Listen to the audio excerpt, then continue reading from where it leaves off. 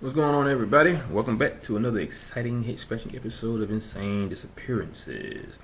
I got a story here about a young woman named Maria Cash. This is a story that was um, brought to my attention by one of my viewers, and he wanted me to look it up because it was a pretty strange case.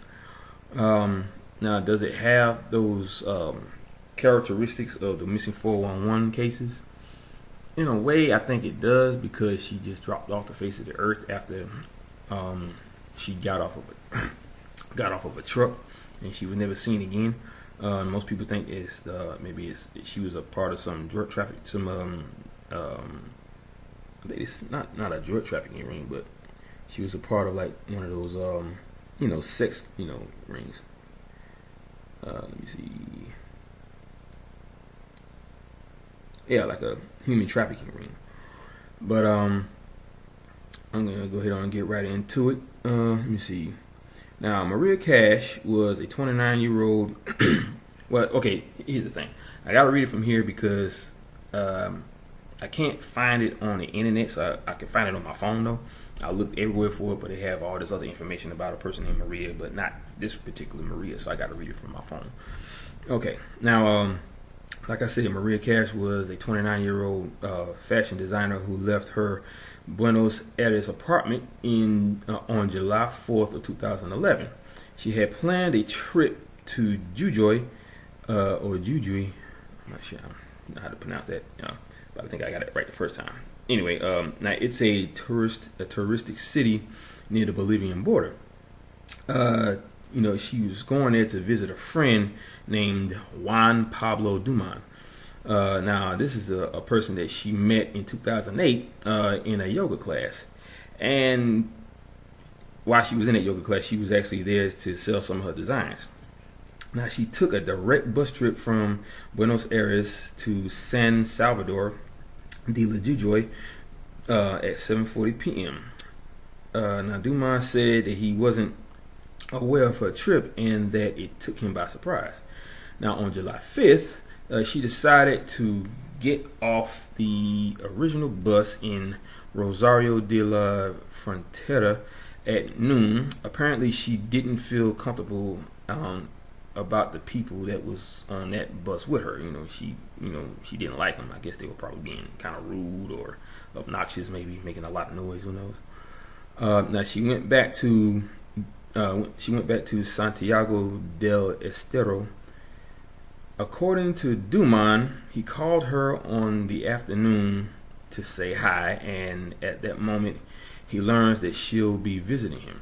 Now later they exchanged several texts, and she told him she was in Santiago del Estero without money to continue her trip.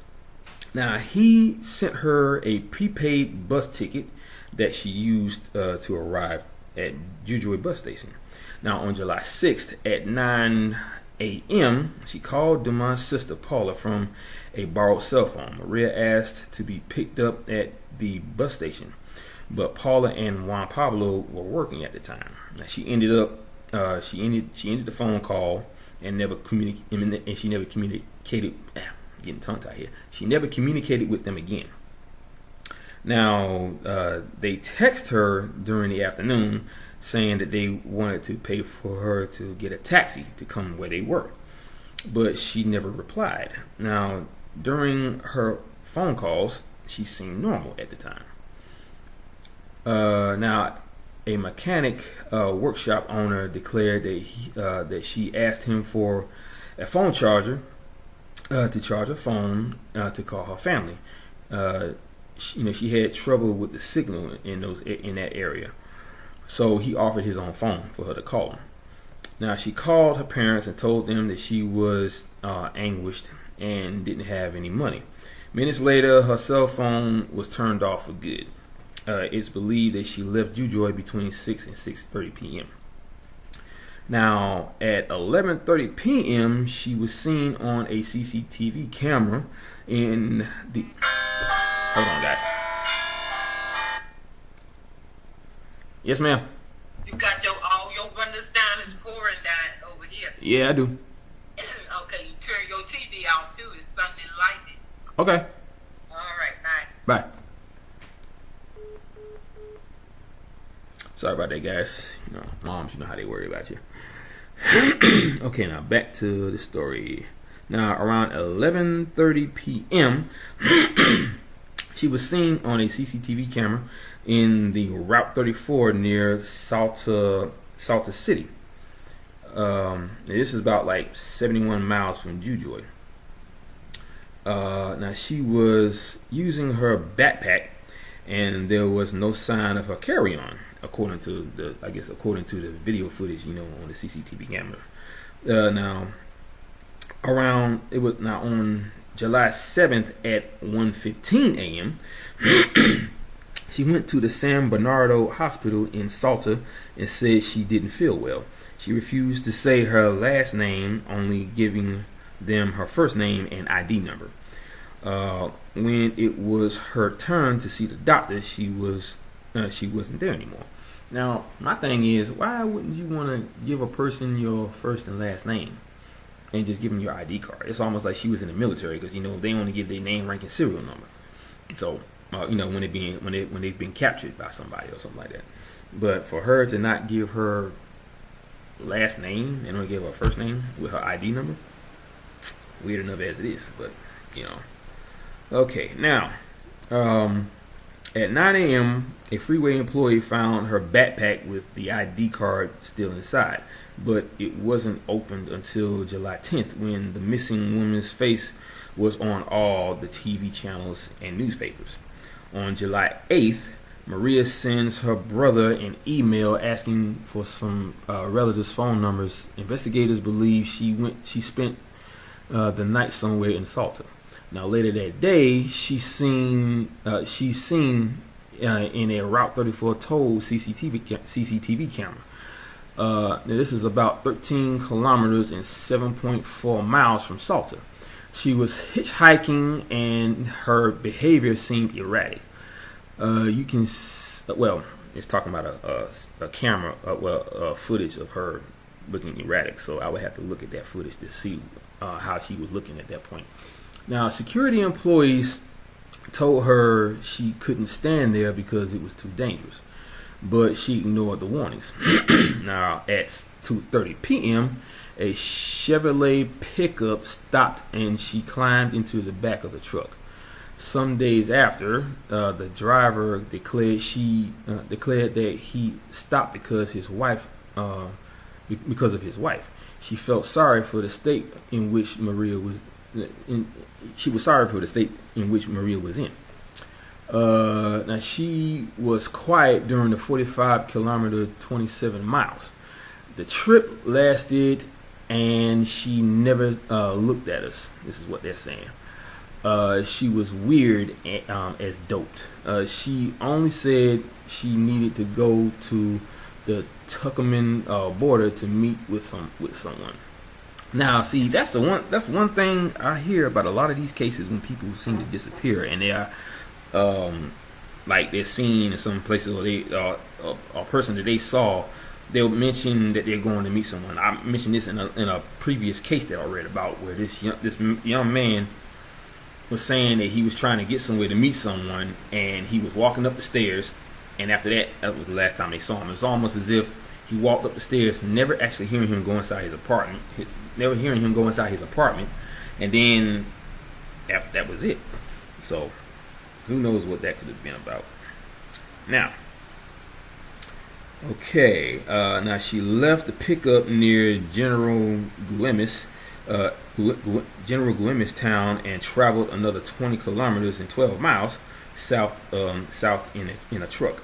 The truck driver said she was quiet and drank a lot of water.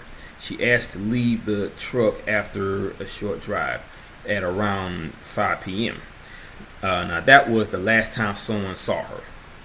Now, this is one of the most resonant cases in the last decade or so here, there in Argentina. The main theory is that she was a victim of human trafficking, but that didn't explain her erratic behavior. She didn't having mental health problems record. Now, her family kept the case open to the media as much as they could, and continued with private investigators based on the leads they received. They also received lots of threats too. Now, that right there, that could have some validity with the human trafficking part. So they probably didn't want them to be stirring up any leads that'll lead back to them, so they threatened them and all this stuff. Now, shortly after that, her father, Federico, died in a car crash. In 2014. He was following a lead, and his car was full of flyers with Maria's information. Now, there's a 700,000 ARS reward for information about her. That would be actually 45,000 US dollars to this day. Okay, now the fact that he died in a car crash while trying to, follow a lead. Maybe they somehow found out that he got a lead that led back to them, so they wanted to take care of him. Probably they made sure that he didn't survive, so they probably somehow slammed into him, or they caused him to slam into somebody else. Who knows? But yeah, that's a pretty crazy one right there. Now, the fact that she may be a part of some type of human trafficking is one idea, but still, she basically vanished off the face of the earth. And there hasn't really been any leads to lead up to that. Now, even if they did get some leads, the leads were halted because they were being threatened. And look at what happened to her father. He was killed in a car crash. So, was it a premeditated car crash? Were they following him the whole time? Did they keep tabs on him, knowing where he worked, where he slept, where he ate, where he was going, when he was trying to get the information about his daughter? Who knows? That's the information that isn't present. So, there you have it, folks. A story about Maria Cash, okay? And I got another one coming. This is about a little girl. I got to read into her case a little bit more because I'm not sure exactly where she disappeared. I think it might have been in Argentina as well. But she was about maybe 5, maybe 6 years old at the time, and they think that her father may have had something to do with it. But anyway, in that case, I am going to turn this off because it's storming outside right now, and they always talk about lightning striking something that will make something blow out, and I don't want to be a victim of that. So I'm going to end this video with my usual way of doing it at the very end. Aloha, mahalo, and hui ho. Peace out, guys. Have a good night.